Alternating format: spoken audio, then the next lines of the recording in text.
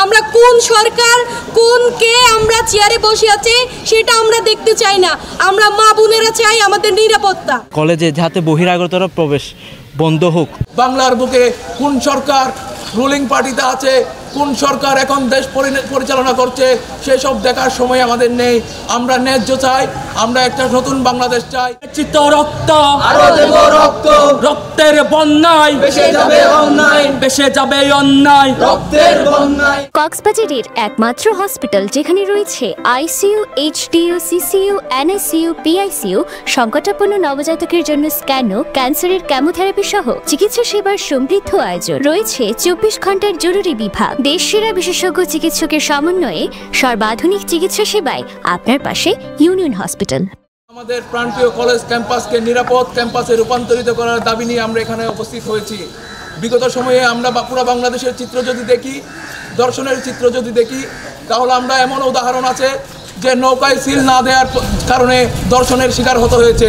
ছাত্রলীগের অন্যায়ের প্রতিবাদ করার কারণে বিভিন্নভাবে দর্শনের শিকার হতে হয়েছে। কিন্তু 24 অভ্যুত্থানের পরে আমরা এই সব কিছুর পরিবর্তন চাই।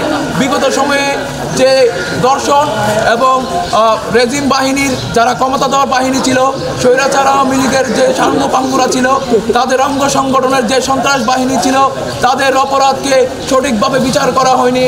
আমরা জুলাই অভ্যুত্থানের পর সেই চিত্রকে ভিন্নভাবে দেখতে চাই। যেখানে একটি 8 বছরের শিশু নিরাপদ নয়, সেখানে আজকে আমি আপনি মা বোনেরা কিভাবে নিরাপদ?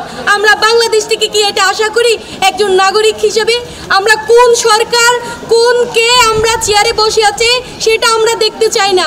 আমরা মা বোনেরা চাই আমাদের নিরাপত্তা। আমরা নিরাপত্তাই বাঁচতে চাই।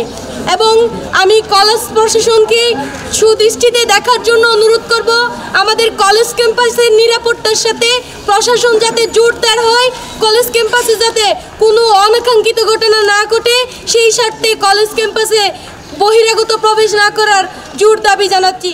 আমরা চাই কলেজে যাতে বহিরাগতরা প্রবেশ বন্ধ হোক।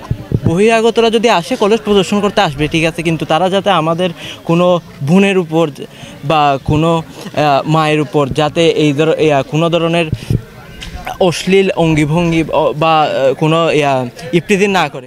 এবং বাংলাদেশের দর্শনের বিরুদ্ধে এবারের সরকার যে পদক্ষেপ নিয়েছে, যে আশ্বাস আমাদের দিয়েছে, আমরা আশা করব সেই আশ্বাস তারা রাখবে।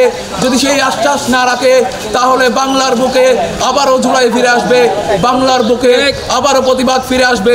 রুলিং পার্টিতে আছে, কোন সরকার এখন দেশ পরিচালনা করছে সেসব দেখার সময় আমাদের নেই।